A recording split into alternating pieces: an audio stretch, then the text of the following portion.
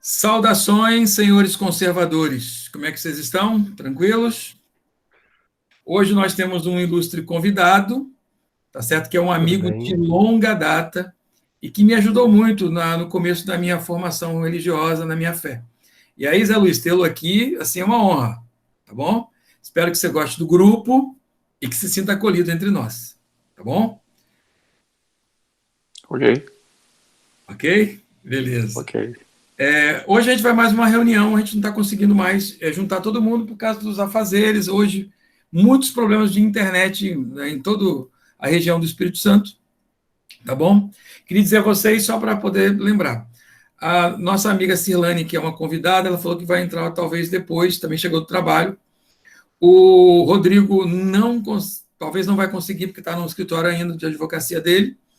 O Gilberto falou que tem uma questão que não pôde hoje participar, mas manda abraços fraternais a todos.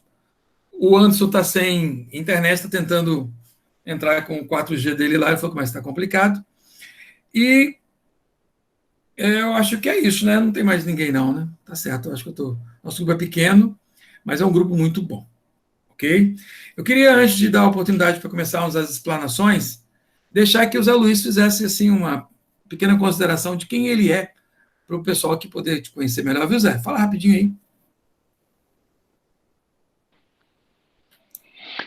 Bem, eu sou José Luiz, sou morador de Guarapari há 33 anos. Só isso?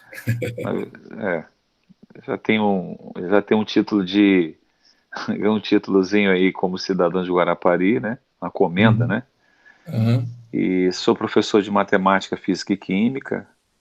Então trabalhei no Americano, Rui Barbosa, exceto Jesus Menino, mas todas as escolas particulares, né? Uhum. Também sou apreciador também da área de humanas, né? Principalmente filosofia, sociologia, essas coisas assim que mexe, fenomenologia da religião, essas coisas assim que são bem bacanas. Além de ter formação em teologia, gosto também dessa área. E, querendo ou não, a ciência casa com a teologia, né? Então, eu fui capelão do Colégio Americano durante alguns anos, Marquinhos, fizemos boa dupla junto aí, né? Ah, com certeza. Lembro de um dos trabalhos que nós apresentamos, eu lembro do Resgate do Soldado Ryan, Faça por Merecer, Ixi, né? Isso aí foi muito bom, essa né? Então, assim, gente, continuo trabalhando como professor, amo essa profissão, é uma profissão muito gostosa, e eu sei que eu estou parando, aos poucos estou diminuindo o tempo. E a nossa formação, apesar de ser pastor, a gente trabalha com famílias também, eu e a esposa, então é uma área que a gente ama, é apaixonado também trabalhar com famílias. E estamos aí para servir e aprender com vocês, eu não sou nada, né? Como disse o Anderson, eu sou tão pequenininho diante de tanta gente aí que, né? Eu vou usar uma frase de Isaac Newton: se eu conseguir chegar até perto de vocês é porque ombros me sustentaram. Que isso, rapaz, nós estamos pensando também. Então, Zé Luiz, seja bem-vindo, tá bom? Obrigado, tá? Quero que você se sinta em paz aqui com a gente. Aí nós estamos aqui só para você poder reconhecer, professor Wendel Pilbini, professor Siri, Paulo, que é professor e contador, que também é um dos que idealizaram o grupo, o Francisco de Assis, com esse nome de peso aí, é o nosso amigo Assis, né? Bom, Muito conhecido na cidade. E o Guto, talvez você não conhece o Guto da área da engenharia, também acho que empresa, precisa fazer telhada com o Guto, tá bom? Isso é bom, chegou ali o meu amigo Anderson. Anderson, boa noite, boa noite. Tá difícil a internet aqui. Choveu aqui em Vila Velha. Poxa, Anderson, você vê a Guarapari, eu acho que esse vento, você levou o vento de Guarapari para Vila Velha, essa chuvada aí, rapaz. Bom te ver, Anderson. Beleza. Vamos começar, então, as apresentações. Zé Luiz, você que não está muito inteirado, a gente está trabalhando em três linhas. A gente está fazendo agora um momento de biografias dos principais expoentes do conservadorismo, e eles são pessoas assim, pouco conhecidas no Brasil. Por exemplo, se eu falar Chesterton... Posso fechar meu microfone para ficar mais fácil? Pode. Fechar? Pode. Falar Chesterton é fácil, a maioria todo mundo conhece. Em certa medida, C.S. Lewis, o Tolkien, por causa das obras. Mas aqueles que escreveram sobre mesmo, principalmente os ingleses, a gente conhece muito pouco. E hoje nós teremos 3 teóricos. Então, eu vou apresentar um, o Michael Oakeshott, o Wendell Pilbini vai falar de um e o Marcos vai falar de outro. Tudo bem? Então, faremos assim. O Wendell vai fazer a explanação dele, e aí, quando o Wendell terminar, nós fazemos as intervenções, como no momento anterior. Depois, o Marcos vai fazer a intervenção dele, vai comentar, mesma coisa, e eu termino. Hoje vai ser um pouco mais curto, porque nós só temos 3. O Rodrigo não está podendo ainda, por causa de questões de trabalho ainda. Mas assim que o Rodrigo puder, ele também vai fazer a apresentação dele. Os próximos encontros é na outra linha que nós temos, que é a apropriação intelectual de conceitos. A gente vai começar agora, estava conversando com o Paulo, a gente vai começar a se apropriar de alguns conceitos próprios do conservadorismo, como hoje mesmo vou falar sobre um pouco de ceticismo, sobre o ceticismo, sobre a imperfeição humana, que são elementos do pensamento conservador. E nós trazemos convidados também para a nossa mesa. Nós já tivemos um primeiro, que é um amigo do Paulo, um amigo de internet, que foi o D'Artagnan, que mora em Santa Catarina, que nos deu uma palestra, né, pessoal? Que foi uma coisa muito acima, uma visão muito boa.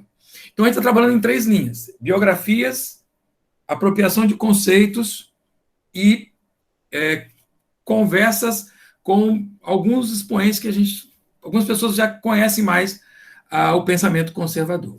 Qual é o nosso objetivo, Zé Luiz? É um único: a formação intelectual de pensadores do conservadorismo. Alguns pretendem até depois ir para a política, ok. Só que a política é a prática. Nosso objetivo aqui não é a prática. Nosso objetivo aqui é intelectual. De maneira que, se surgir algum grupo na região, e se nós formos acionados, nós iremos dar a sustentação teórica. Ok? Então, você terão aquelas pessoas que vão atuar no mundo e nós que faremos a noção da teoria. Tudo bem? Wendell Pilbini, como na última reunião, você tem, ao todo, você tem 15 minutos. Quando tiver 10 minutos, eu te aviso. Beleza. Se eu tinha tentado, ele fala, tem mais 5. Ok? Show. Show de bola. Pessoal, boa noite, tá? Zé Luiz, é uma satisfação enorme estar revendo você aí, tá? Quando o Marquinho falou que o Zé Luiz ia participar aí, eu falei, poxa, que legal, cara, vou rever meu professor, né? Meu professor que me influenciou muito no Roberto Calmon, né? Principalmente ali no 7º, 8º e... Não, 7º, 8º, 9º, 1º, 2º, 3º ano do ensino médio, né? Foi um professor de matemática, show de bola. Mas, pessoal, olha só, eu até conversei com o Marquinho na primeira semana da explanação. Eu falei assim, nossa, graças a Deus que não sou eu, que eu não tive tempo de estudar o Thomas Sowell, né? De estudar meu teórico. Aí a gente acha que a gente vai ter tempo, mas as coisas vêm na correria, e a gente ainda se atropela nas coisas, né? E eu queria agradecer muito essa oportunidade, porque é só assim que a gente consegue parar para poder a gente estudar, né? A gente para na responsabilidade de estudar. Porque se a gente for para parar, para trabalhar da forma como a gente vive hoje, né? A gente realmente não consegue ter uma formação bacana. E o meu teórico é o Thomas Sowell. Rapaz, de cara, eu já quero adquirir 2 livros dele, né? Eu conhecia Thomas Sowell, né, só mesmo por falar, mas quando eu li sobre a história dele, porque, na verdade, as obras e toda a estrutura dele é baseado na sua história de vida também, né? E é muito interessante a forma como ele nasceu, como foi a sua adolescência. Eu tive esse cuidado de ler primeiro todas as suas ideias e como que ele fala, e falar, deixa eu ver como é que foi a história do Thomas Sowell, né? Então, eu vou começar pela história, né? Salvo me engano, é o único dos teóricos que foram colocados para a gente, é o único vivo, né? Ele tem 90 anos, ele nasceu na Carolina do Norte, tá? De vez em quando eu vou dar uma olhadinha aqui, que são uns tópicozinhos. Ele nasceu na Carolina do Norte, em 1930, ok? E E logo depois ele foi para Nova York, né, para poder exercer a sua vida lá como adolescente. Porém, é interessante a gente citar o que estava acontecendo nos Estados Unidos em 1930. Em 1930 acontecia a depressão econômica dos Estados Unidos. Então, Thomas Sowell, ele nasceu nesse período, aonde na década de 20, que é o Road Training, né, que é os 20 anos de prosperidade, 20 anos de economia próspera, né, que é o chamado 20 longos anos dos Estados Unidos, e logo depois, com a especulação, né, das bolsas de valores, né, com essa saturação, veio a depressão econômica na década de 30. Né? Então, Thomas Sowell nasceu nessa realidade aonde os Estados Unidos passavam por muita dificuldade. Né? Ele nasceu de família pobre, foi o quinto filho de uma doméstica, né? Ele foi adotado por uma família que também não tinha boas condições financeiras, passou muito perrengue durante sua infância. E essa família, como todas as pessoas que sofrem, né, que têm dificuldades financeiras, foi para Nova York, né, para tentar vir em Nova York. Lá em Nova York ele conheceu grupos, né, onde ele também teve muitos problemas econômicos, passou muitas necessidades, e ele pediu à justiça o direito de morar sozinho, né, por causa dos conflitos que tinham com a família, de morar sozinho, e assim fez, né? Ele morou sozinho, morou em um abrigo, né? Das casas americanas onde abrigam adolescentes, né? Que não moram com os pais. E daí teve uma vida muito sofrida. E neste período dessa vida sofrida, foi o terreno fértil para que apresentassem para eles as obras de Karl Marx, né? Foi aí que ele conheceu Karl Marx, as obras de Karl Marx. Então, terreno fértil, né? É como se você tivesse ali, desculpa o termo, né? Se vocês tiverem, como você vê uma pessoa em depressão, ao invés de apresentar Deus, você oferece drogas, né? Então você vai ter você vai ter aquela sensação né, de que você está bem, né? Foi isso que aconteceu com ele. Ofereceram as obras de Karl Marx e assim ele virou militante, ele virou comunista socialista, né? E assim foi, né? Beleza. Chegou, após a Segunda Guerra, chegou a Guerra da Coreia, depois da descolonização da Ásia, né? Todo o processo da descolonização do continente asiático lá. Houve depois da Guerra das Coreias, ele foi convocado pelo exército dos Estados Unidos, e logo quando voltou, né, ele serviu o exército, quando voltou, ele voltou para o mercado de trabalho, e mesmo assim pulando de emprego em emprego, ele não se fixava, né, ele ainda não tinha essa questão intelectual, ele era muito inteligente, obviamente, mas ele não tinha contato com isso. Foi aí que ele conseguiu entrar na Universidade de Harvard, né? Inicialmente ele foi para um curso onde ele não se dedicou, aonde ele não levou a sério, né? E depois ele entrou na Universidade de Economia, no curso de Economia de Harvard, né? Aonde ele fez a sua tese foi O Capital, né? Do livro Capital de Karl Marx. Após aí, ele fez a sua pós-graduação, né? Ele fez a sua especialização, o mestrado e o doutorado. No mestrado, é aí que vem o ponto-chave aí da vida de Thomas Sowell, né? Ele conheceu, o orientador dele foi Milton Friedman, né? Que é conceituadíssimo economista norte-americano, principalmente influenciador americano da década de 20. Na década de 20 lá, tá? Do século 20, né?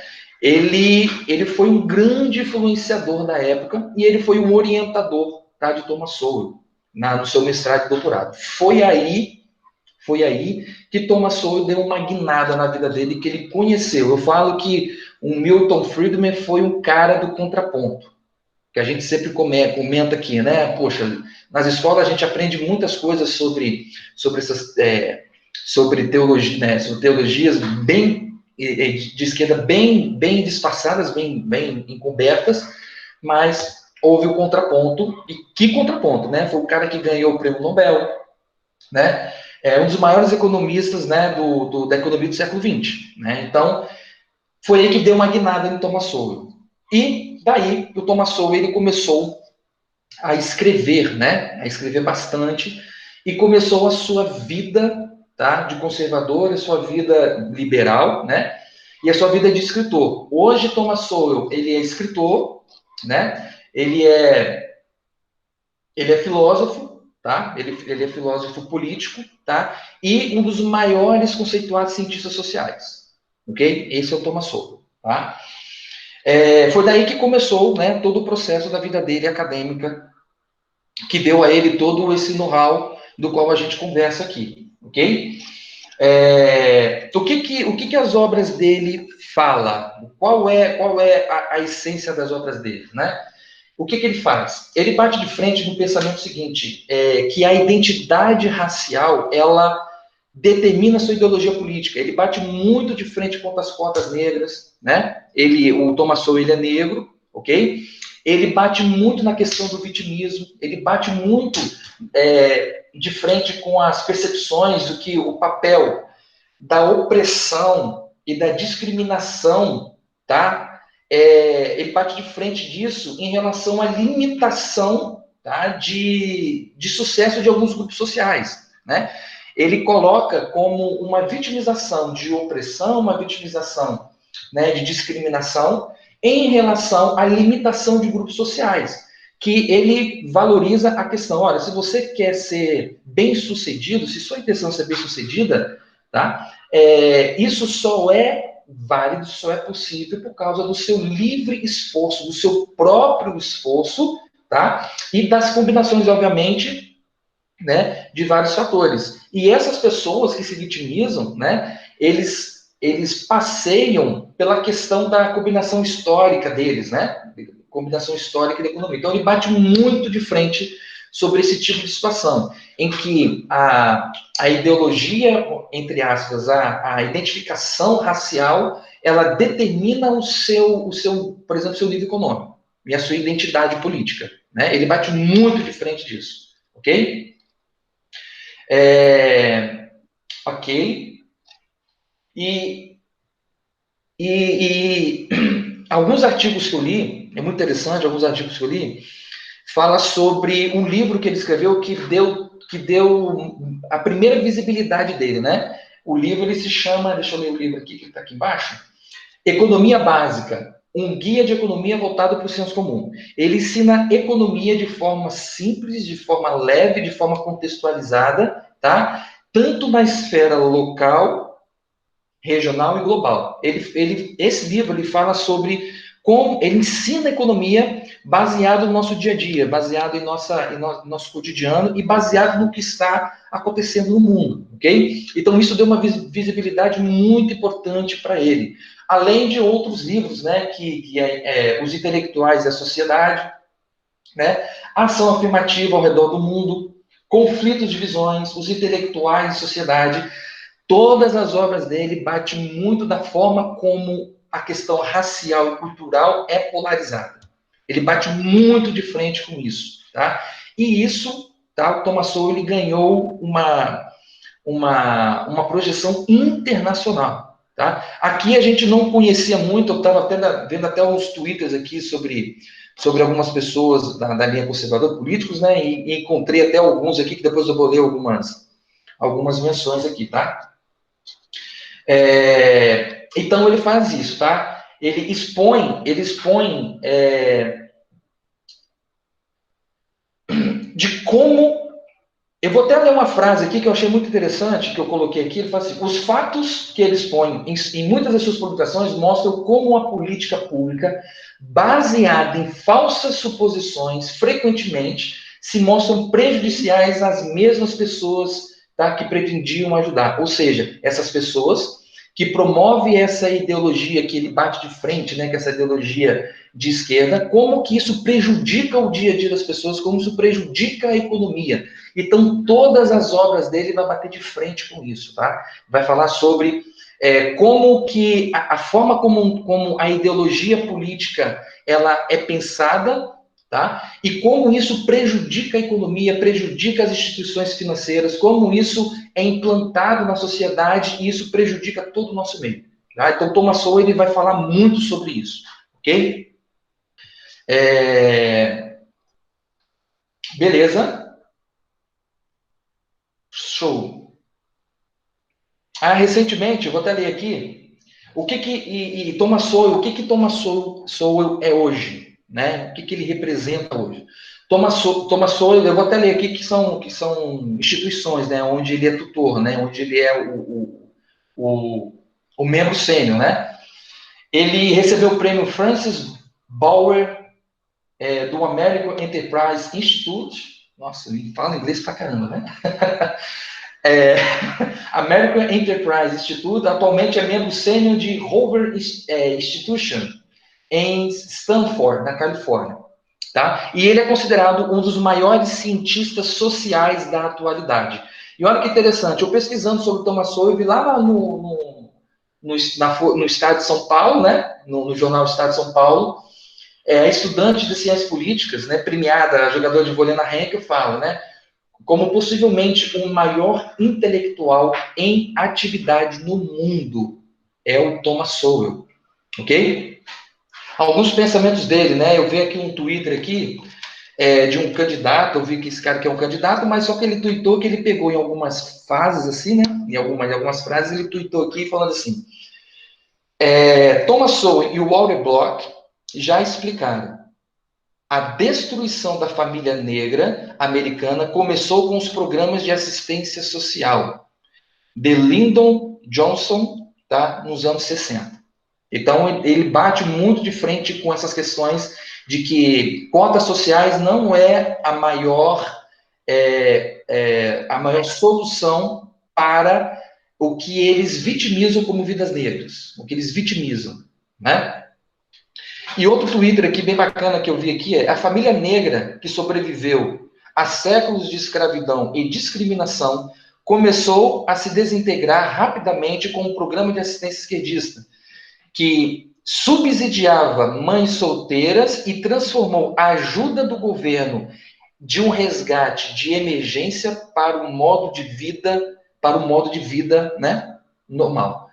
E é isso que a gente vê, entre aspas, na questão do auxílio emergencial que a gente tem, né? Como é um auxílio emergencial, muita gente coloca isso como forma de vida, né? Como a única forma de vida.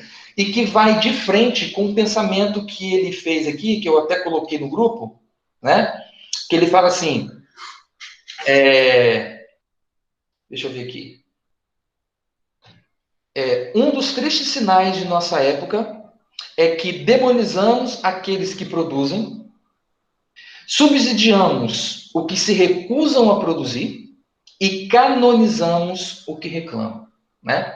Então, essa é uma realidade assim, muito presente nos dias atuais. Eu gostei de Thomas Sowell que assim... Por favor. Oi? Repete só o canonizamos o quê? Canonizamos os que reclamam. Ah, ok. 12 minutos. Canonizamos o que reclamam. Assim, a gente dá muita ênfase às pessoas que reclamam. A gente vê muito aquelas pessoas que geralmente são contra o conservadorismo, né? E que reclamam bastante de atos, né? De ações.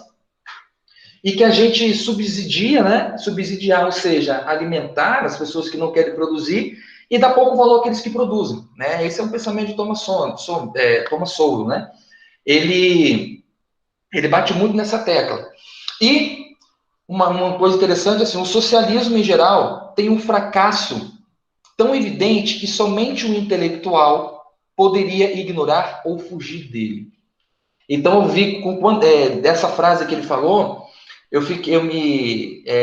já identifiquei no dia que ele conheceu, né, o Milton Friedman, né, aonde o Milton Friedman explicou para ele deve ter orientado a ver outras fontes, né, a ver outros artigos. Não, eu queria ver quais são os artigos que ele se baseou, mas nenhum artigo fala em quais artigos ele teve como referência para poder ter esse contraponto.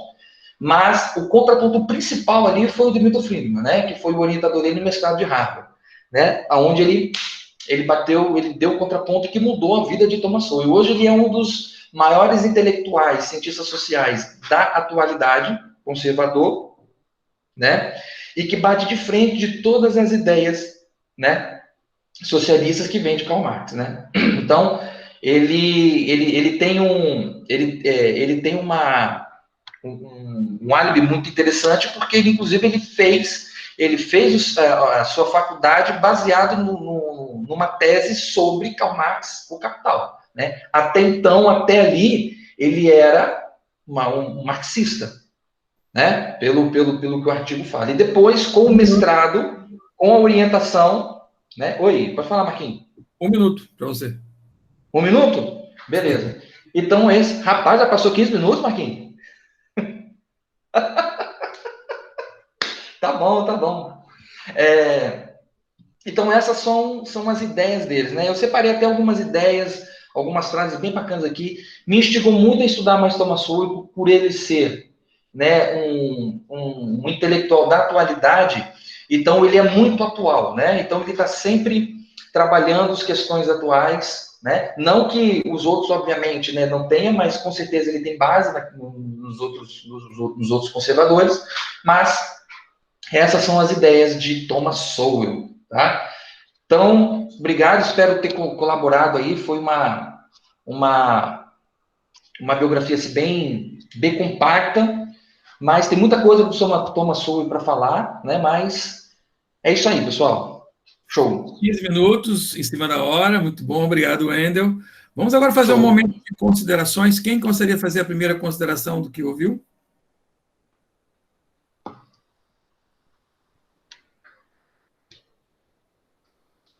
É assim mesmo, demora, não empurra não, gente, vamos de cada vez.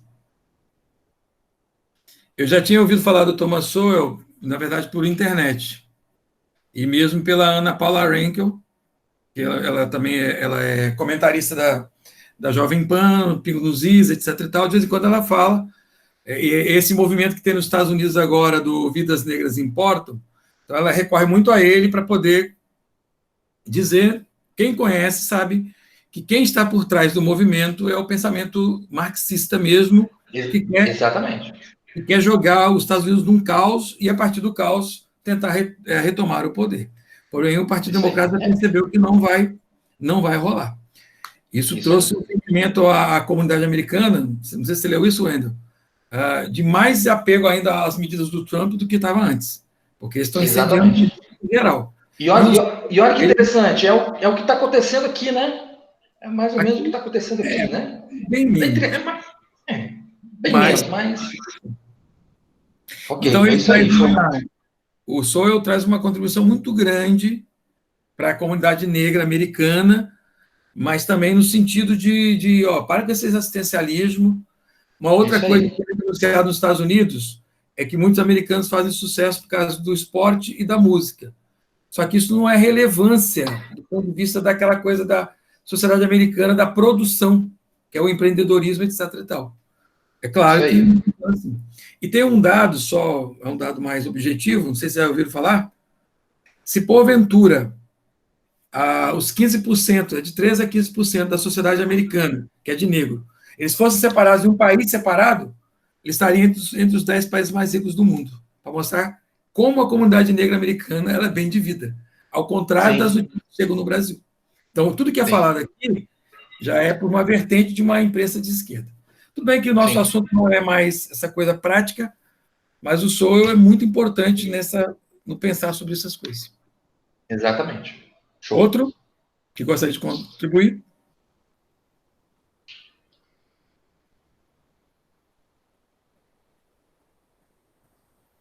Tem que ligar o microfone, Anderson. Eu gostei foi dessa frase aí, eu queria que ele repetisse essa... Ninguém vai pagar o Wendel. Meio de pagamento, do canonização gostei que ele repetisse essa frase só para...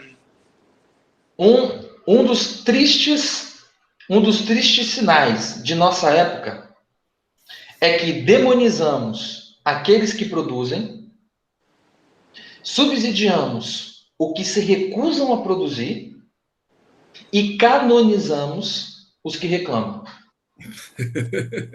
Esse foi bateu o martelo, né? É muito, muito atual, né? A gente canoniza muito aqueles que reclamam, a gente dá muita ênfase àqueles que reclamam justamente por questões de ideologias, né? E isso a gente vai indo na onda e vai embora, né? Enquanto realmente os que produzem, o que geram riqueza, o que geram renda e riqueza, né, a gente não valoriza, né? Entre aspas. Siri? Não, é que se você for analisar de maneira fria, a utopia marxista, se pudesse ser colocada em prática, né? De tal maneira que houvesse uma igualdade, né, entre as pessoas, eu não acharia uma ideia ruim, não. Né? A ideia do autor é muito interessante. O problema todo é que quando o homem bota o poder na mão, o que aconteceu na Rússia, né?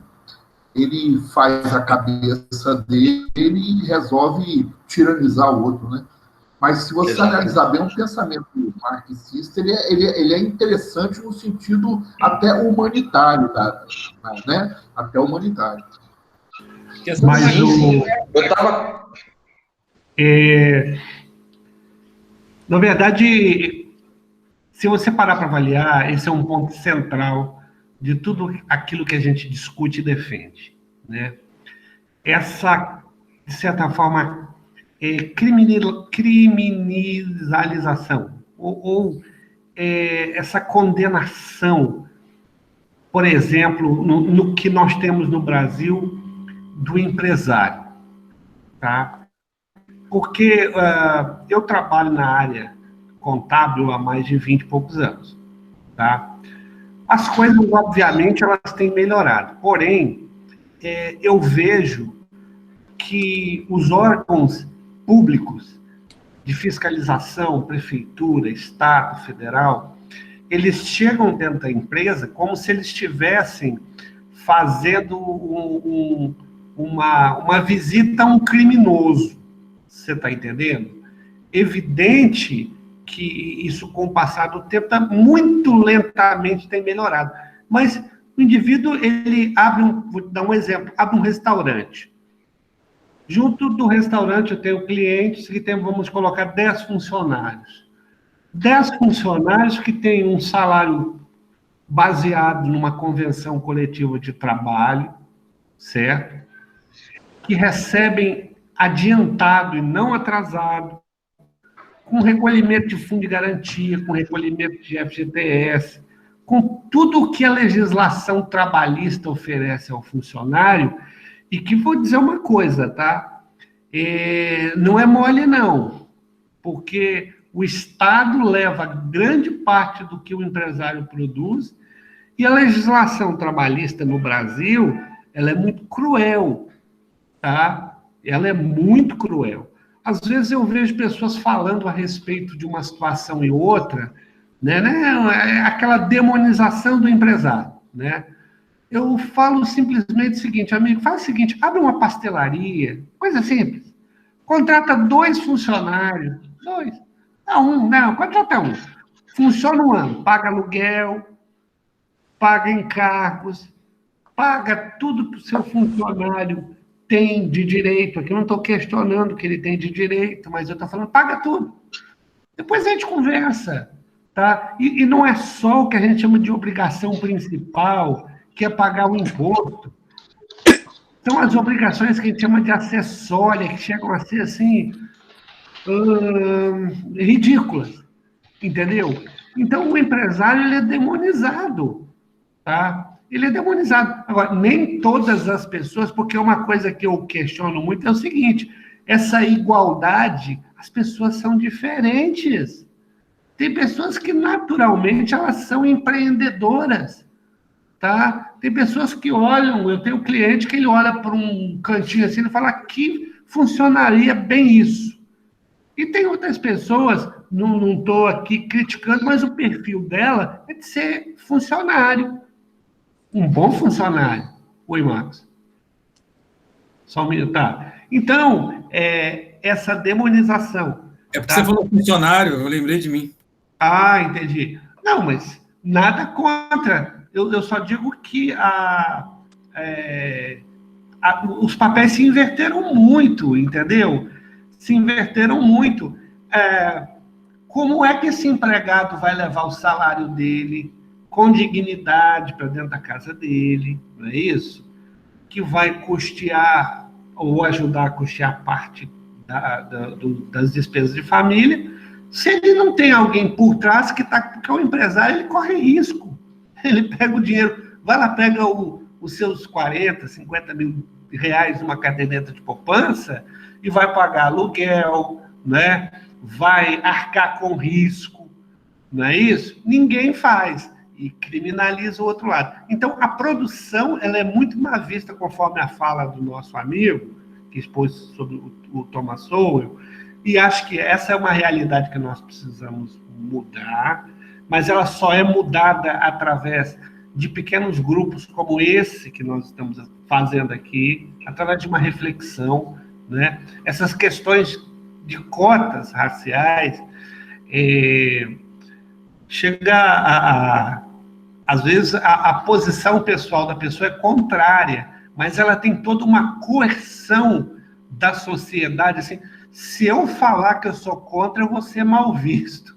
Então o cara é contra, mas ele fica quieto, né? Imagine... Não tem branco ainda para completar, não pode falar não. Imagine, hoje no Facebook mesmo, eu estava questionando um grupo, não tem é o Magazine Luiza, que só está contratando pessoas de cor, eu vou falar preta porque é preta, né? Entendeu? Enfim, só contra... Aí outras pessoas falam, não, peraí, né? Porque você começa a criar uma oposição muito forte, e se eu falo alguma coisa, falo, quem me conhece, eu sou muito branco, né? De olho azul, branco, mas o meu avô era mulato.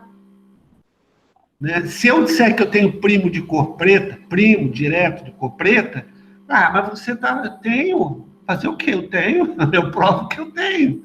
E adoro. O meu melhor amigo de infância era uma pessoa de cor preta, entendeu? Saía da casa dele, adoro a família dele, foi meu melhor amigo de infância. Mas não, isso não vale porque vocês... Então eu fico me perguntando, afinal de contas, o que é que vale? Só aquilo que justifica o seu ponto de vista? Quer dizer, eu também não poderia casar com uma mulher de cor preta? Não é isso? Ela também não poderia casar comigo? O que é isso? Né? Então, eu acho assim, nós temos que pensar muito a respeito disso. Muito, muito espinhoso. Tá? Então, muito boa, oportuno, né? O Thomas Sowell, até por ele ser uma pessoa de cor preta. Dá mais ele quebra o discurso hegemônico. Sim, sem dúvida. Vamos ao próximo teórico, então? Já fizemos as nossas considerações. Gente, agora se prepare. Esse inglês aqui é porreta, como diria no norte. Oi? Está falhando alguns aí. É a internet que hoje está complicada, Zé. Está me ouvindo bem, Zé? Ô, Marquinhos. Oi. Estou te ouvindo. Olha só, eu acho que eu não sei se é a questão da discussão de cotas, né? De repente, cotas raciais, né? E eu queria dar uma palavra sobre isso. A gente aqui de casa discute sobre muito essa questão de cota racial. Pode falar. Apesar de ser negro do Rio de Janeiro, onde boa parte dos negros não estudaram, se não estão estudando é por questão do tráfico, infelizmente. Então eu sou oriundo de família negra. E na época que eu prestei o vestibular, eram 150 mil candidatos, a 200 mil candidatos, disputando várias áreas, e era desse jeito, tipo uma FUVEST. Então você escolhia 3 universidades, o FRJ, a UF, o ERJ, e aí etc e tal.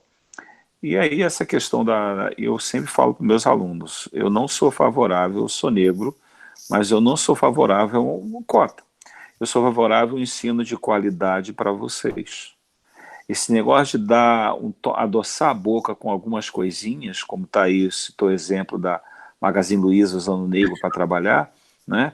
Isso é só para ludibriar. É claro que existem muito grandes intelectuais negros, como citado aí Thomas Sowell, né? Estava lendo um pouquinho sobre ele e outros aí que eu estava lendo, os maiores pensadores conservadores. Também, então eu vejo o seguinte, que...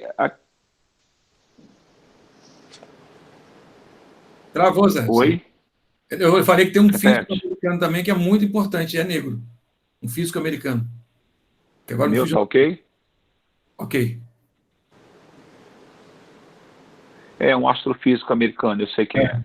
É um astrofísico. E aí eu vejo o seguinte, essa questão de cota, apesar de minhas filhas serem, é uma mistureba aqui em casa, como diz minha filha, é um pé na África e um pé na Europa, mas minhas filhas não são a favor da questão da cota. Elas são a favor do seguinte, nós temos que estudar para também chegar lá e disputar igualmente. E fica essa coisa. E a minha filha caçula, então, ela, né, Anderson bateu um papão com ela hoje, ela tem uma visão muito clara sobre isso. Pai, eu não sou a favor, eu sou negra ou parda, mas eu não tenho essa questão de querer dar adoçar minha boca com essas coisinhas só por causa do passado negro. Não. Eu acho que a gente precisa recuperar a dignidade do negro. Eu acredito que a visão do Thomas seja isso, tentar trabalhar a questão da dignidade do negro, alcançar os valores, recuperar os valores perdidos, e é isso que é a visão, acho que dele, resumidamente, que ele quis trazer. E não dessa coisa, dessa política toma lá da cá, porque vai continuar tudo a mesma coisa. Essa é a política mesmo, bem que você falou bem. Beleza? O Marcos Augusto, vamos lá então. O nome do Chesterton já é difícil, quanto mais é o pensamento dele, né? Pessoal, Gutão, você tem aí os seus 15 minutos. Meu som tá legal aí? Muito beleza, porque tava com problema no início, né? Uhum. Então, eu fiquei incumbido de falar sobre o Chesterton, né? E além da pressão de estar falando aí para tantos professores e tão gabaritados, né? Tem a pressão de falar para um fanzaço aí do Chesterton, né? Que é o Marco Antônio. Inclusive, até a primeira vez que eu ouvi falar sobre o Chesterton foi algo que você citou na célula faz algum tempo, eu não me lembro o que foi. E me trouxe curiosidade, né, de conhecer mais dele, e até cheguei a ver algo sobre ele. E logo quando você lançou a lista dos teóricos, eu já dei um jeito de pegar o nome dele para estar estudando um pouco mais sobre ele, né? E então, a obra dele é muito vasta, né, e talvez eu acredito que por conta disso ele seja tão popular, né, ele seja tão conhecido e citado em tantas oportunidades. O nome dele completo é Gilbert Keith Chesterton. Ele é mais conhecido como G.K. ou G.K. Chesterton, e ele nasceu em 29 de maio de 1874 e morreu em 14 de junho de 1936, com apenas 62 anos. Mas apesar da pouca idade, né, que ele veio a falecer, a obra dele não foi proporcional ao período que ele viveu, muito pelo contrário, foi muito maior, como se ele tivesse vivido muitos mais anos, né? Ele é inglês e ele tinha várias ocupações. Ele era escritor, poeta, filósofo, dramaturgo, jornalista, palestrante, teólogo, biógrafo, literário e crítico de arte. O cara era um bombril, né? Mil e uma utilidades. Mas, ao que me parece, ele exercia todas essas funções, assim, com muita qualidade, né? Tanto que nesses diversos assuntos aqui com os quais ele trabalhava, ele sempre, volta e meia, é lembrado em um ou outro, né? Não apenas em alguma vertente ou alguma especialidade dele, né? Ele nasceu em Cassington, Londres. Seus pais se chamavam Edward Chesterton e Mary Lucy Keith. Teve uma irmã que faleceu com 8 anos de idade e também um irmão que se chamava Cecil Chesterton, com quem travou calorosos debates ao longo da infância e juventude, e que, num duro golpe durante a Primeira Guerra Mundial, ele o perdeu, né, em 1918. Apesar de possuir uma inteligência incomum, Chesterton não foi um bom aluno. Ele estudou na St. Paul's College. Ele era um péssimo aluno. O professor, uma certa vez, disse a ele: sabe de uma coisa, Chesterton? Se pudéssemos abrir sua cabeça, não encontraríamos o cérebro. Encontraríamos um pedaço de manteiga. Acredita? O que o professor não sabia é que aquele jovem que se sentava na última fileira sofria de uma miopia muito aguda. Em 1882, quando Chesterton tinha 8 anos, ele escreveu um poema sobre São Francisco Xavier e recebeu um prêmio por esse poema.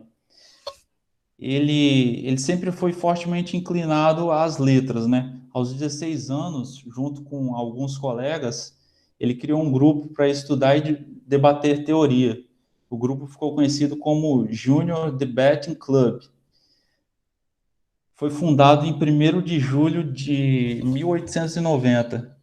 O grupo rapidamente se solidificou e atingiu um número de 10 amigos. Eles criaram uma revista chamada The Debater, eu acho que é aqui o Debatedor, né, ou algo assim, e que teve 18 números publicados, e cada edição era produzida, eram impressos de 60 a 100 exemplares. Em 1893, já com 19 anos, ele iniciou um curso de arte, mas rapidamente desistiu. Segundo ele, estudante de escola de arte ou faz um monte de trabalho ou não faz, então, coisa nenhuma. Eu pertencia, com os outros simpáticos companheiros, ao segundo grupo, e isso me arrastava algumas vezes para a companhia de pessoas que eram muito diferentes de mim, mas que eram ociosas por motivos outros. Não sei se tem alguém de arte aí, tal, só tô falando o que ele falou, tá? Ele se casou em 1901, com 27 anos, casou-se com Frances Blogg.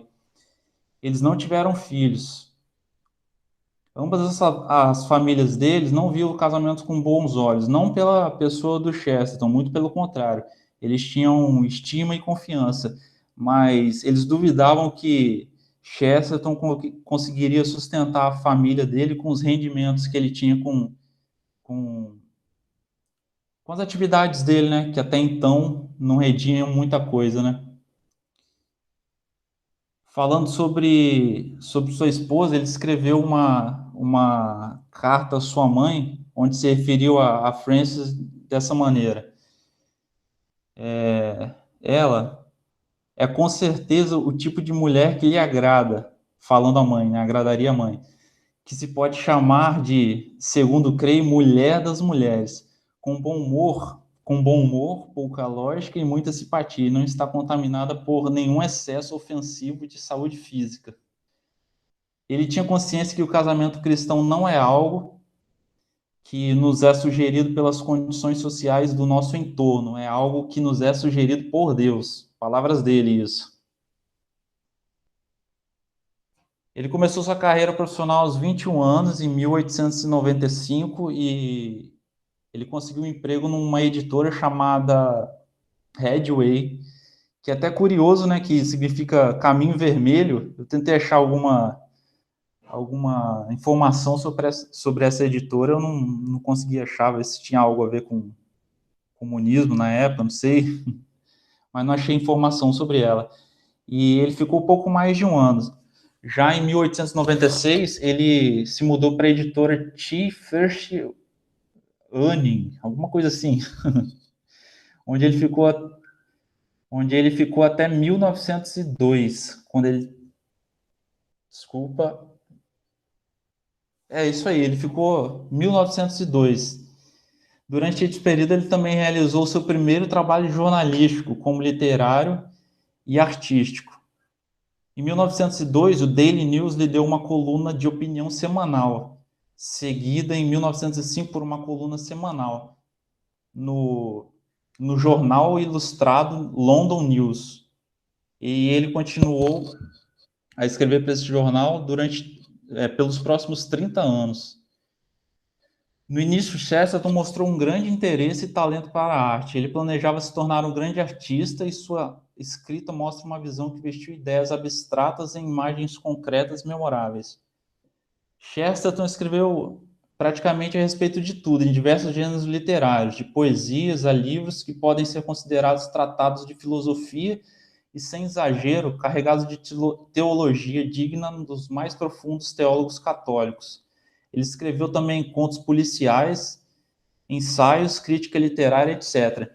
Inclusive, até ele tem um conto policial que é chamado Padre Brown, que foi escrito em diversas edições e foi muito famoso, e foi baseado, inclusive, num padre conhecido, amigo dele, chamado sacerdote John O'Connor, que ele era grande amigo. E sobre religião, ele nasceu e foi batizado na igreja anglicana, na igreja da Inglaterra. De acordo com sua autobiografia,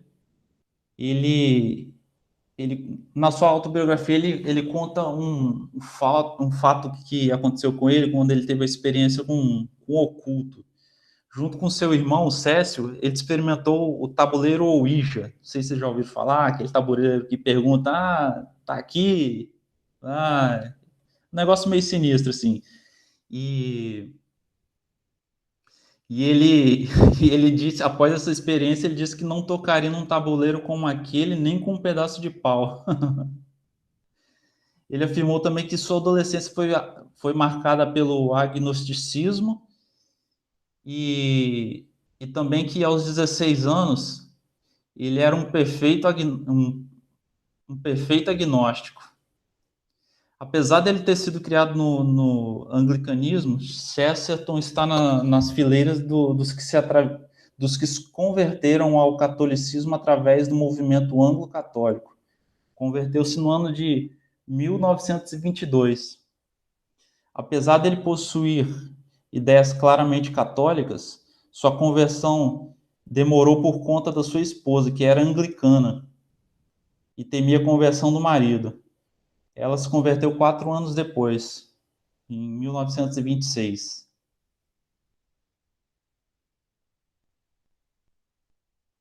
Só um minuto.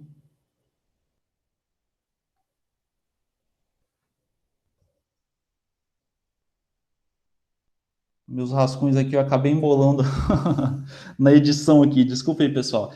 Então, essa parte aqui que era sobre carreira, eu acabei separando aqui. Ele tinha, como maior parte da fonte de renda dele, eram os artigos que ele escrevia para os jornais, né? Ele chegou a escrever para os jornais Daily News, o Jornal Ilustrado London News e também o New Witness.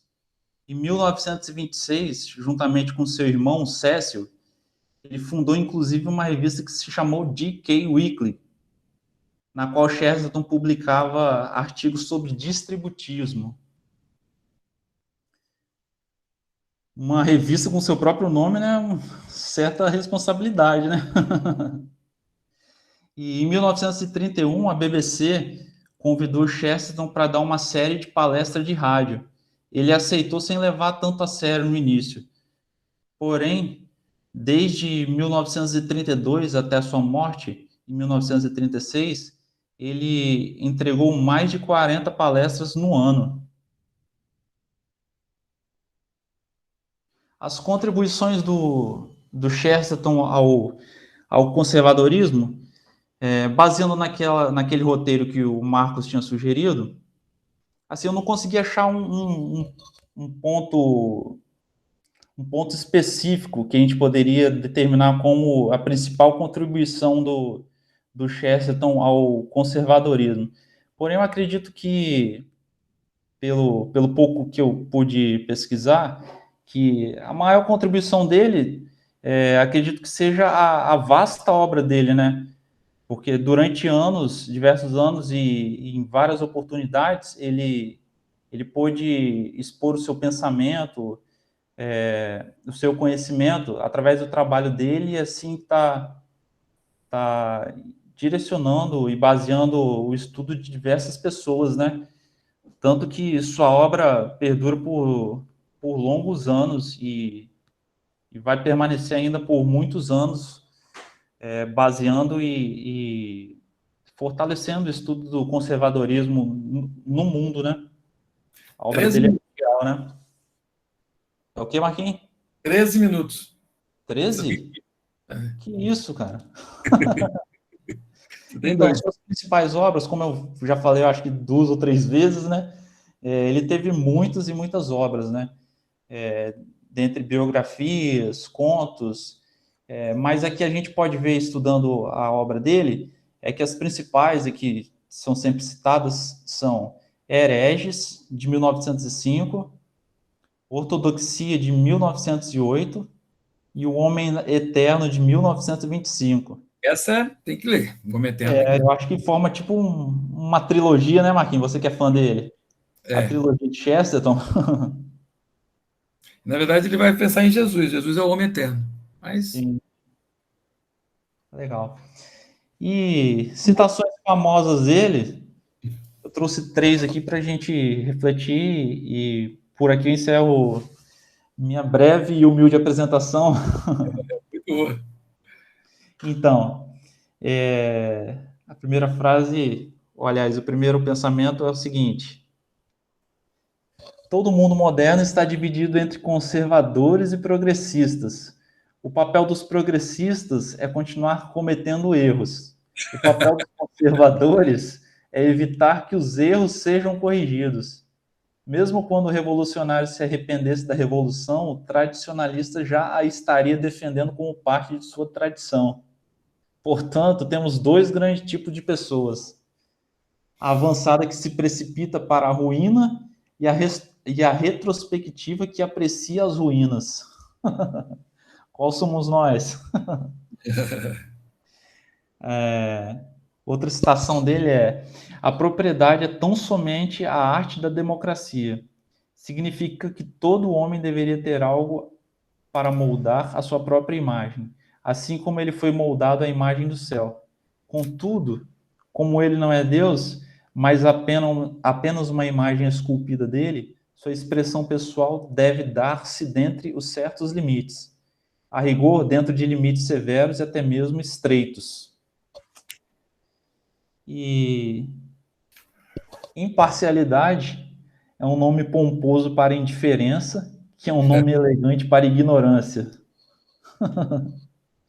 E é isso. Chesterton, pelo pouco que eu pude conhecer dele, ele me parecia ser um tiozão bem humorado e culto, daqueles que a gente gastaria horas e horas trocando ideia e conversando, né?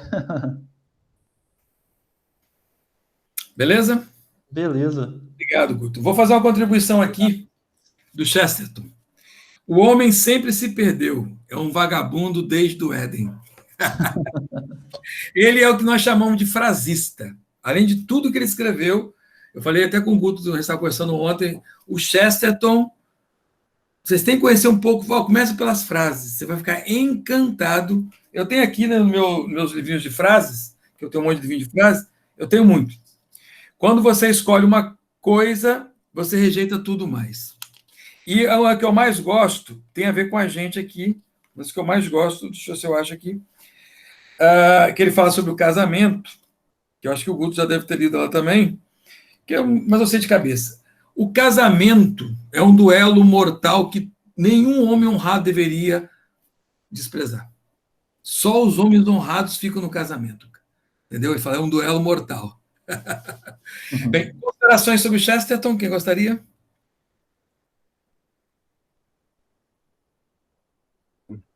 Só um comentário que o Marcos apresentou a respeito do Chesterton, que me chamou a atenção, é lembrar que a igreja, a religião anglicana, né, criada por Henrique VIII, foi exatamente de um racha, de um quebra que ele teve com a Igreja Católica, com o Papa, e a criação da religião anglicana, ela traz em si muitas características do catolicismo, ou seja, embora o Henrique VIII ele tenha rompido com o Papa, muitas características da Igreja Anglicana são características do catolicismo.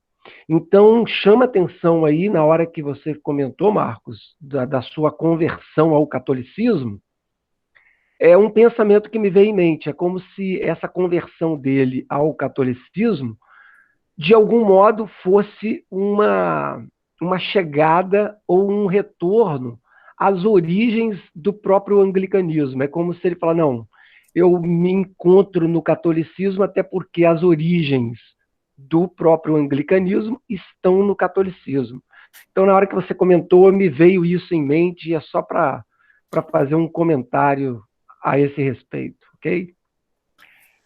Outro, gostaria de fazer uma consideração ao Chesterton. Vocês estão calados hoje, ouvintes, mais ouvintes do que participativos? O Assis, nessa conversão, provavelmente, acho que é Thomas Mouros, né?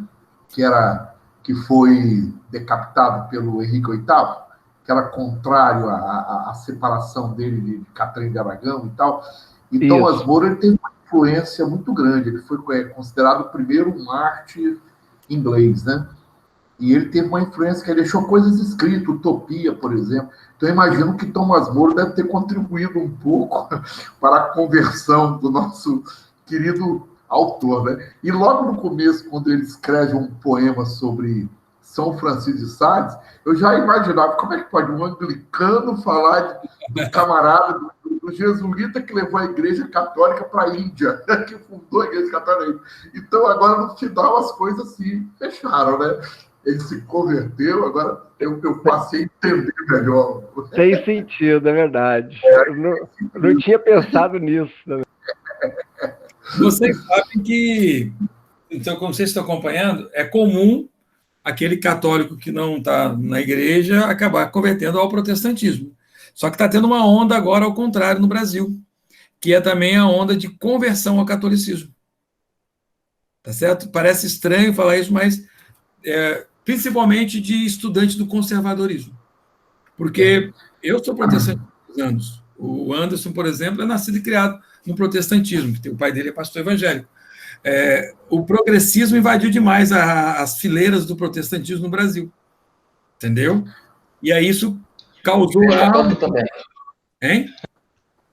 A Igreja Católica também, muito. Isso causou... O grande problema, sabe qual é? É que as pessoas que são criadas numa igreja e vão para outra, é porque elas não entendem Efésios capítulo 2, verso 8. O dia que elas passarem a entender que a salvação é pela graça, não é pela igreja, elas vão entender que a igreja, aonde elas estiverem, tem Jesus, tem a Santíssima Trindade, né? Então, esse negócio de mudar de igreja, eu acho, seja de católico para protestante, como as pessoas não entendem bem aonde que está a salvação. O dia que elas entenderem, elas vão ficar quietinhas onde elas estão, que não adianta mudar de igreja, que não vai mudar o destino delas. É isso. Mais alguém quer considerar alguma coisa? Agora chega a minha vez. Eu falo mais que Só voltando lá ao que a Assis falou, o Chesterton se converteu ao catolicismo através do movimento chamado anglo-católico. A teoria do movimento anglo-católico prega justamente isso, que a Inglaterra permaneceu católica apesar da reforma. Então seria justamente isso, né? O Chesterton voltando à origem, né? Muito bom. A tradição. E só uma curiosidade, quem é que vai controlar o tempo do Marquinhos, hein? Quem vai ficar de olho? Eu poderia fazer esse doces. Não, que isso, Marquinhos, você mesmo... Como hoje não tem jogo do Fluminense, você pode falar até meia-noite que eu fico escutando. Marquinhos, você como... Aí não tem problema. Você como um bom... Oi? Você como um bom conservador, você vai conservar a ética do tempo, você não vai... Agora você pegou pelo pé, hein? Tá bom, então. Vamos lá. 15 minutos para Marco Antônio, que eu acho que é pouco, mas vida que segue. O meu é O nome completo dele é Michael Joseph Oakeshott. Oakeshott, ele é um dos principais teóricos do conservadorismo. E eu convido você a conhecer mais sobre o Oakeshott. Na minha primeira explanação que eu fiz com vocês, eu usei Oakeshott e usei Roger Scruton, mas foquei mais nele, porque ele coloca de maneira clara e direta, ele se dizia um declarado conservador, tá certo? E ele nasceu em 11 de dezembro de 1901, então, no começo do século passado, em Chancefield, na região de um bairro chamado Burley, ok? Morreu em 19 de dezembro de 1990, ou seja, ele viveu 89 anos. Então, ao contrário do Chesterton, ele teve uma vida muito mais ampla. Ele é mais Thomas Sowell, que o Wendel falou que tem uns 80, ela vai fumar, né, Wendel? Ok? 90? A 90 já, então. Ok. A nacionalidade dele é inglesa, estou falando aqui a ficha técnica. A sua ocupação foi filosofia e ciência política. Então, filosofia, ciência política. A sua escola de estudo, a sua área sempre foi o conservadorismo e o liberalismo. Isso é muito interessante. Então, ele flutuou ali entre o conservadorismo e o liberalismo. Possivelmente, essa entrada dele no liberalismo é mais na questão econômica. Principais interesses de estudo ao longo da vida. História, porque ele é formado em história. Filosofia da religião, eu já fiz um curso nessa área também. Filosofia da história, filosofia política e direito. Você vê que o Oakeshott, então, ele é extremamente influente. Do ponto de vista da religiosidade dele, ele é um agnóstico. Então, ele foi agnóstico a vida inteira. Ok? Como é que foi sua infância?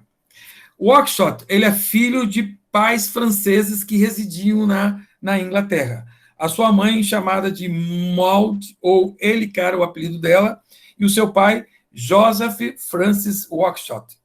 Olha que coisa interessante. Ele era um funcionário público, membro, não sei se você sabe o que é isso, da chamada Sociedade Fabiana, que é uma vertente do socialismo, não é o marxismo, mas é uma sociedade voltada para o pensamento, para o estudo, do socialismo, chamada de Sociedade Fabiana. Viveu sua infância, então, na Inglaterra, e o contexto dele foi a Primeira Guerra Mundial. Então, na Primeira Guerra Mundial, ele foi criança, o que era muito sofrido, porque a Inglaterra entra diretamente no conflito mundial. Nesse meio termo, tá certo? Ele foi educado na St. George's School, em Harpenden, escola para garotos brilhantes, ou seja, ele já mostrava desde pequeno um certo brilhantismo, e o pai dele e a mãe colocaram ele nessa escola. Porém, feita essa fase inicial da escola de base, quando ele pretende ir para um curso superior, ele entra na Gonville and Caius College, em Cambridge. E ele vai se formar lá, depois vai lecionar também em Cambridge, como acadêmico do curso de História. Olha que coisa interessante, hein? Então, é a partir da história que ele começa a formação dele.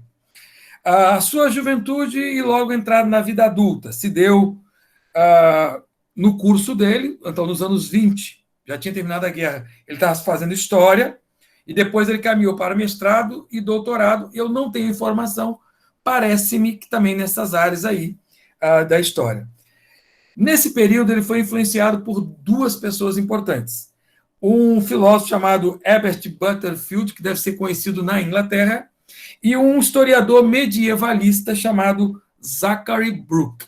Ok? São as influências dele. Já nesse período, adentrando a década de 30, ele já começa a repudiar, isso aqui é importante, amigos, ele começa a repudiar o extremismo que pairava no final dos anos 20 e início dos anos 30. Abertamente, ele critica o nazismo e o marxismo. Ele já começou a perceber o que já estava acontecendo com o marxismo na Europa, em especial na União Soviética. Ok? Bem, passa os anos 30, em 41, ele se alista no exército britânico para lutar, é claro, contra a invasão alemã. Não sei se vocês conhecem bem um pouco dessa história, né, Assis? Mas é nesse período em que a Alemanha, a partir dos anos 1940, ok, já um ano depois da guerra começada, começa um sistemático bombardeio das principais cidades inglesas. Então era comum as pessoas mandarem os filhos para o interior.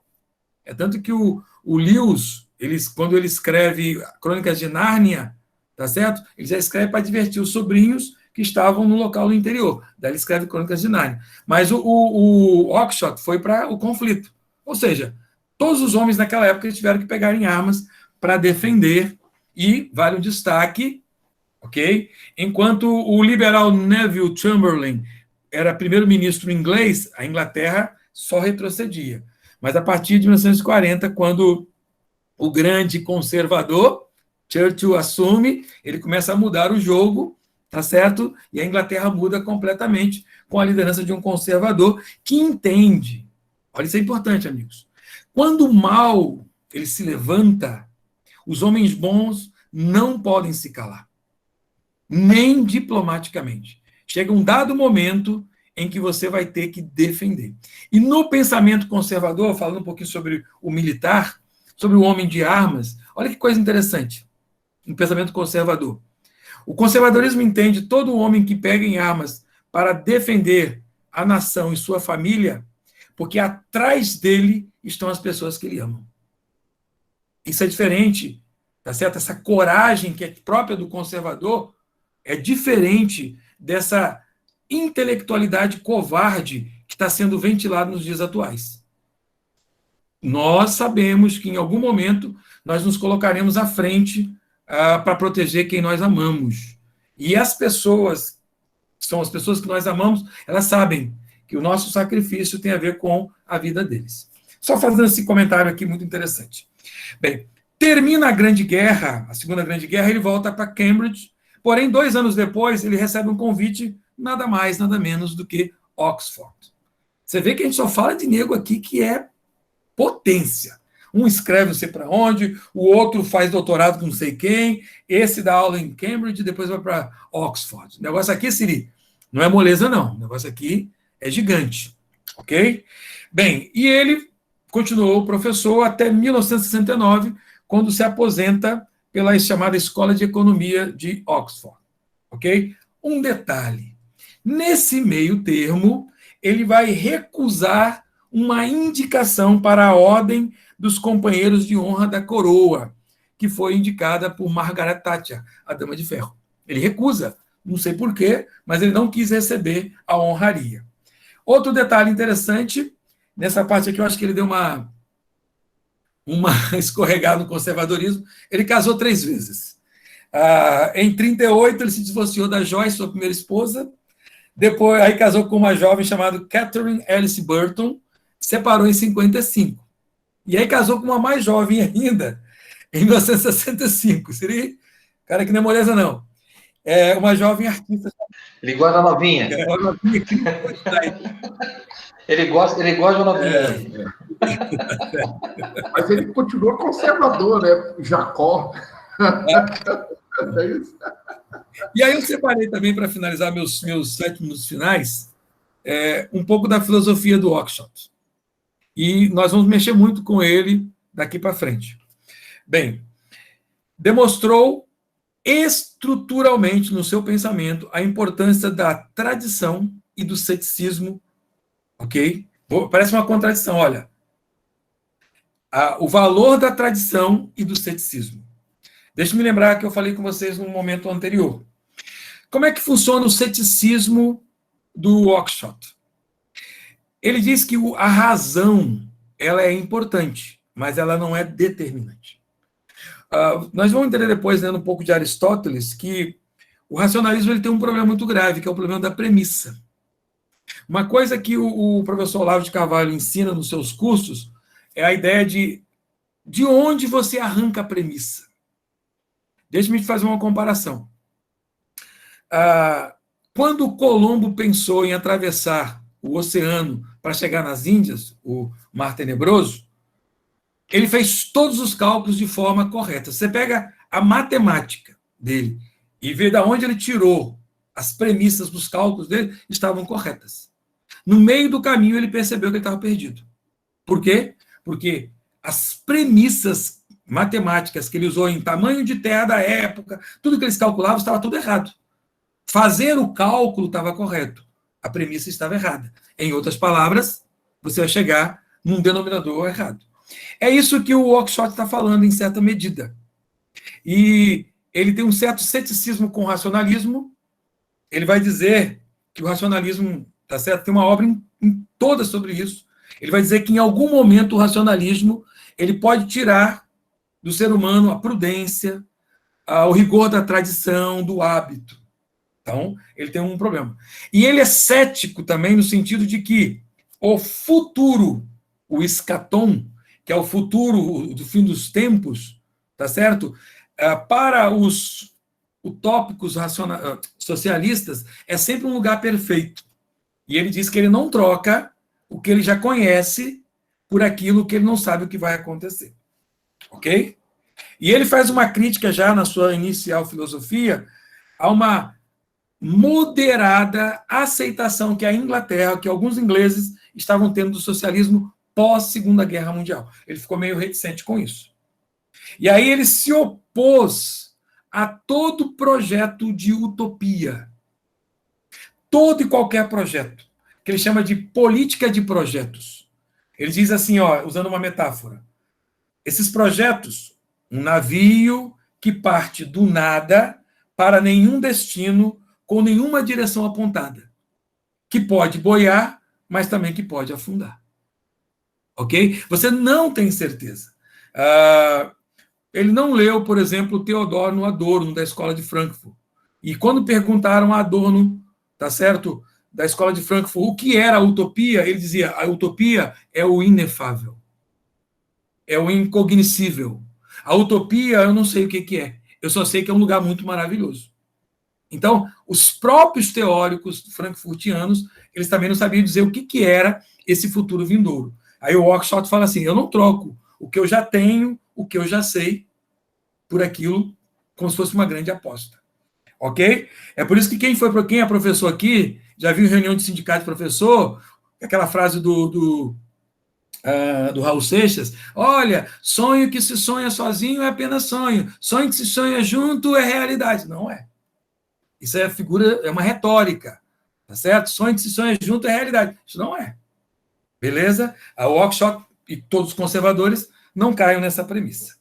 Outra coisa que ele faz crítica é a chamada política da perfeição, que ele chama também de política da fé, que é uma obra dele, que é quando as pessoas imaginam e idealizam esse mundo maravilhoso.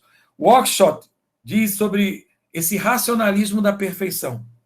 Não reconhece o melhor acordo com as circunstâncias. O que ele quer dizer com isso? Olha, primeiro as circunstâncias, depois esses vários acordos. O racionalista, segundo ele, é um sujeito incerto. Ele é inimigo da autoridade, do tradicional, do costumeiro e do habitual. É o problema da premissa. Todo mundo que raciocina baseado somente nessa razão, principalmente nas ciências humanas, o problema é de premissa. Ele vai sempre imaginar, idealizar ou racionalizar um mundo perfeito. E aí o Oakeshott fala em ações concretizadas. Elas são distintas das pretendidas. Então, cuidado com a chamada política da fé. Ele é partidário de uma educação liberal. Ele diz que educação não pode ser para se alcançar algo material, como um salário ou alguma coisa parecida com isso, ou montar um negócio. Não pode ser isso. A educação liberal está no seu desejo de querer conhecer, de querer aprender. A premissa da educação liberal é descolada dos negócios que buscam a satisfação. E ele faz uma crítica à socialização do aprendizado, e eu só tenho 1 minuto. E aí chegamos no seu conservadorismo. Qual é o seu pressuposto? Para o Oakeshott, o conservadorismo não é uma ideologia no acervo de concepções do mundo. Olha que coisa interessante. O conservadorismo trata-se de uma disposição, uma propensão, ou mesmo um sentimento de familiaridade com a realidade existente. Ou seja, nós, conservadores, nós temos essa disposição e de queremos saber que a vida tem que ser igualmente a realidade. Segundo Oakeshott, a inclinação conservadora advém do sentimento que tem algo a perder. Ou seja, atenção. Se você tem o sentimento que você pode perder coisas que você conquistou, basicamente você é um conservador. Ok? Eu já estourou meu tempo, passaram 30 segundos. Você é um conservador. Um sentimento de poder perder algo. Está na base, tá certo, do pensamento conservador. E, para finalizar, as obras em português. Ele tem mais de 20 obras, porém traduzidas temos 3. A Política da Fé e a Política do Ceticismo, pela editora Era Realizações. Um livreto chamado Conservadorismo, de Oakeshott. E um chamado Sobre a História e Outros Ensaios, também traduzido para o curso de História. Tem um que eles estão em ritmo de tradução, que é Racionalismo e Política e Outros Ensaios, que é muito importante. Esse é um pouquinho de Oakeshott. Lembra de uma única coisa.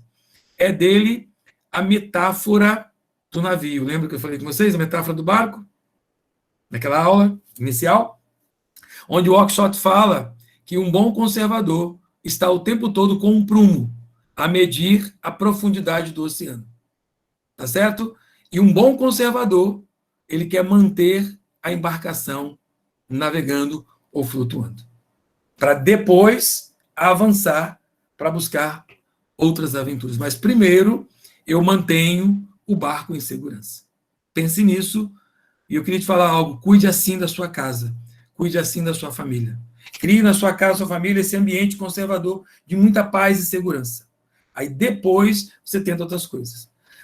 Quem foi criado em famílias em que o pai atabalhoadamente arriscava muito, fazia muita coisa e não sei o que, tentava, ou viveu com pessoas do tipo, por que você trocou de família, por exemplo? Eu queria sentir outras coisas, viver outras aventuras. Sempre tiveram uma vida muito confusa e complicada. Ok? E nós que somos ali, firmados nesses princípios, nós ficaremos para a posteridade. Esse é Michael Joseph Oakeshott. Pena que só me deram 15 minutos. Considerações, amigos?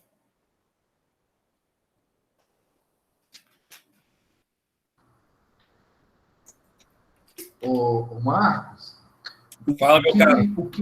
O que me chama a atenção nessa beleza, né, que é o pensamento, né, desse rapaz, é que é uma pessoa agnóstica, né?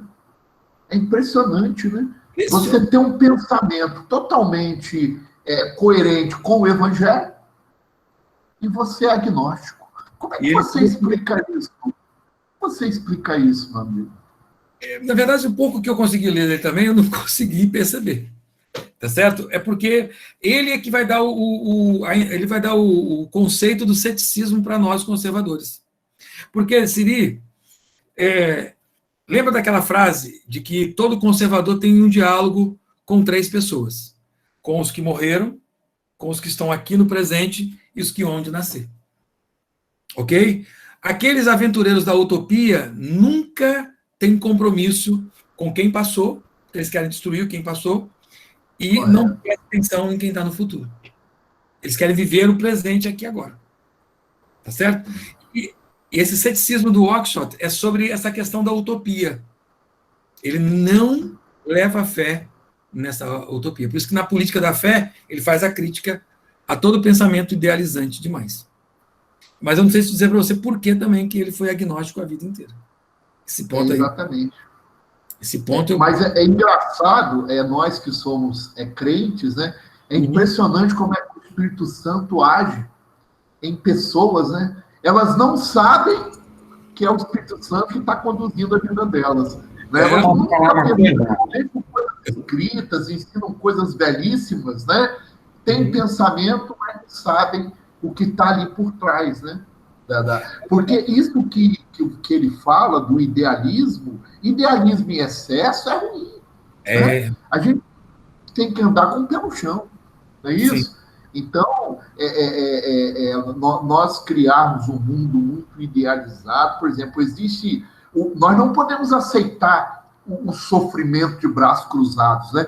As pessoas interpretam muito mal que Jesus, se tomar um tapa no rosto direito, oferece a esquerda. Jesus não está falando literalmente em apanhar, né? Mas nós não podemos nos conformar com o sofrimento, a gente tem que lutar. Né? Então, aí, o idealismo em excesso traz comodismo, né? E a pessoa não avança. Eu acho que a linha dele está mais ou menos por aí. Não sei, eu acho que parece. A gente tem que ler mais esses homens, né? Por isso que é só um lampejo. A propósito do que o nosso amigo Siri estava falando sobre o fato de ser agnóstico, o Gandhi era hindu, né? Gandhi era hindu. E tem uma passagem a respeito do Gandhi que um daqueles soldados ingleses, né, deu um tapa no rosto dele e derrubou e disse: quem te ensinou a ser tão covarde? Ele falou: esse crucificado que você traz no pescoço. E ele trazia, né, um crucifixo, porque o Gandhi dizia para os hindus que se eles quisessem se tornar melhores, eles deveriam estudar o cristianismo. Né? Então, que coisa interessante, né? A gente olhar que, na verdade... E essa autoridade moral, ela não vem de religião. Não. Ela vem de forma de agir, de ser, de se expressar de forma genuína no mundo, né? É isso que dá autoridade moral. Sim. Siri, você queria falar algo? Não. É isso mesmo. Inclusive, o Gandhi foi o único, né, no mundo que conseguiu uma revolução, tirando Jesus, sem usar arma, né? Impressionante, né? Inspirou um pouco nele, o Gandhi. Anderson, gostaria de fazer alguma consideração, meu caro? Michael Oxford. Não, tô lendo aqui, tô te ouvindo, gostei demais. Ele fala no livro do... ele é o mesmo citado do livro do Roger Scruton, que você me deu? Possivelmente ele é citado no Scruton. O Roger fala alguma coisa sobre também, sobre a questão dele faz um comparativo entre Estado e associação civil, né? Uhum. Ele fala de uma sociedade muito mais fundamentada no associativismo civil, das coisas que acontecem pela própria lei do mercado, a lei da junção de pessoas, do que um Estado controlando, né? Sim. Então, a ideia toda marxista era baseada num Estado que controla, um Estado para o comunismo, para o marxismo, é um ser supremo que vira um Deus na vida de uma pessoa, né? Que resolve os problemas todos da humanidade e toda utopia vai ser resolvida por um Estado, né? Ele faz e aí tira das pessoas a autorresponsabilidade. E se a gente for ver todo o discurso socialista, ele é um discurso de pregação de direitos, né? E o conservadorismo é um discurso de conservação dos deveres. Os deveres, mandou bem. Né? Ou seja, a gente tem dever para com a sociedade, a gente tem dever para com o próximo. Agora, o socialismo ele só prega direito, mas direito sem dever é direito da criança que não pode trabalhar, é direito da criança que não pode ser corrigida, é direito do bandido lá da favela que não pode receber, a polícia não pode entrar lá para prendê-lo, né? Igual agora no Rio aconteceu. Então, é tantas coisas que vão só pregando o direito das pessoas, mas não prega deveres, né? Então, é uma ideologia que prega os direitos para ganhar voto, para ganhar visibilidade, mas quando assume o poder, coloca toda uma ditadura, né? Toda uma ditadura que a gente conhece desses governos socialistas, quando chegam ao poder. Duas considerações para corroborar o que você falou. Por exemplo, a Constituição brasileira é um problema. A de 88, essa Constituição, ela é um problemaço, ok? Mas, olha, ela é chamada de cidadão, mas é um grande problema. Por quê? Porque está na Constituição de 88 que todo direito do cidadão é um dever do Estado. É por isso que quando eu sou a favor de que o Estado eu sou a favor que o Estado deva ajudar as famílias que não têm condições ao tratamento de saúde desses casos mais gravíssimos. Mas, possivelmente, se o Estado não puder, ele vai ter que fazer. Por quê? É só judicializar. E aí qualquer advogadozinho de porta de cadeia, vamos dizer, Ele vai falar, não, tudo que é direito é dever do Estado. Uhum. Aí, quando o Estado vai materializar isso no mundo da vida, essa saúde da Noruega, ele percebe que é muito caro. Aí o Estado tributa. Eu costumo dizer aos meus alunos o seguinte, olha, Marco Antônio, em quem você vai votar para prefeito? Eu sempre voto em quem promete menos. Por quê? Quem promete menos? É por quem promete resolver menos o problema da sociedade tem o meu voto. Porque todos que falaram que vai resolver todos os problemas vão tributar. O Estado não gera renda.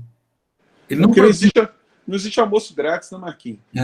Ou como diz a Thatcher, não existe dinheiro público, existe o seu dinheiro. Exatamente. Entendeu? Esse é um detalhe. A outra é uma crítica conservadora. Só uma palavra. Não sei se é o partido não sei se é o Partido Novo, mas eles estão usando uma denominação agora. Toda vez que eles entram num debate, toda vez que eles dão numa entrevista na televisão, alguma coisa que se fala Estado, eles estão trocando a palavra Estado por políticos. Então, até para gerar na mentalidade da sociedade que não existe uma mãe chamada Estado que resolve os problemas das pessoas. Então, eles trocam por político. Então, quando você fala assim, o Estado vai me dar educação. Não, os políticos vão te dar educação. Então, aí as pessoas pegam a mentalidade. Poxa, porque a ideia que ele tem de política é diferente da ideia que ele tem de Estado. Então, mas quem rege o Estado são os políticos. Então, isso ajuda até a mentalizar que o Estado não é uma mãe, um ser soberano que ajuda todas as pessoas e que tudo é de graça. Né? Sim.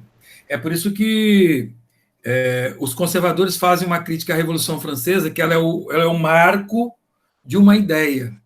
Na Revolução Francesa ficou claro para todo mundo o que nós chamamos de igualdade por decreto.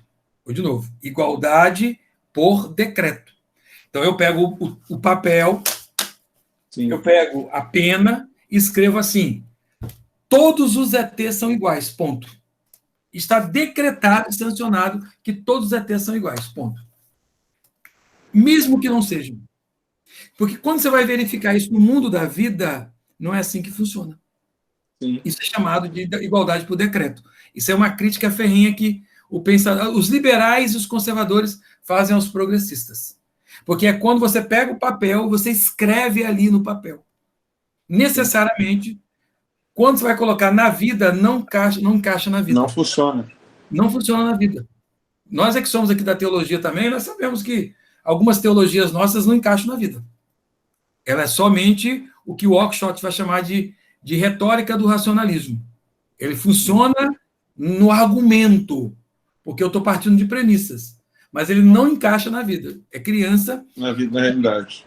Vai fazer a brincadeira dos blocos, aí ele pega o triângulo e tenta colocar no círculo. Ele pega o martelo e bate até colocar no círculo o triângulo. Depois pega o quadrado e tenta colocar no triângulo. Né, Siri? E ele vai batendo até colocar. Mas olhando bem, não encaixa.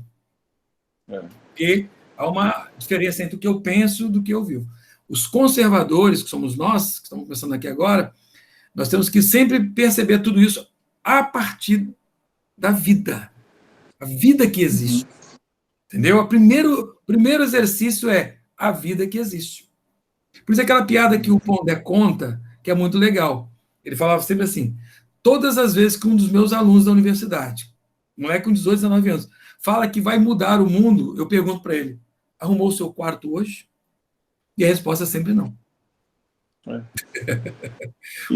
Marquinhos, e nessa história da igualdade, né, de colocar todo mundo no mesmo barco, né, por decreto, você também você quebra um princípio que é fundamental numa sociedade e na sociedade americana ainda existe um pouco o princípio da honra. Por exemplo, a sociedade americana, o princípio da honra que eles estão para os veteranos de guerra é muito bonito. Eu já vi cenas assim, e presencialmente é uma coisa assim de você se sentir, fazer, poxa, que legal, honrou quem deu um esforço maior. Mas quando você começa a querer unificar tudo por decreto, você vai quebrando o princípio da honra. Aí, por exemplo, numa escola, aluno não honra mais professor para ele é o mesmo nível. Então, é difícil para o professor hoje dar aula. Porque os alunos professores falaram isso nos debates, os próprios donos. Não precisa andar mais na sala de aula. Exatamente. Nós que falamos isso nos nossos debates. Somos facilitadores, orientadores. Tira o tablado, tira a cátedra, tira tudo. Somos nós que fizemos isso. Aí fomos quebrando. Então, o princípio da honra é quebrado entre pai e filho, entre aluno e professor, ou seja, você vai quebrando todos esses princípios de honra, você vai criando uma sociedade que não tem quebra respeito, quebra outras coisas que vão totalmente contra o que a gente acredita. Mais alguém gostaria de contribuir? Então, senhores conservadores, é isso, tá bom? Mais um encontro, eu vou parar um pouquinho agora a gravação e a gente faz as considerações finais, tudo bem? Só um minutinho.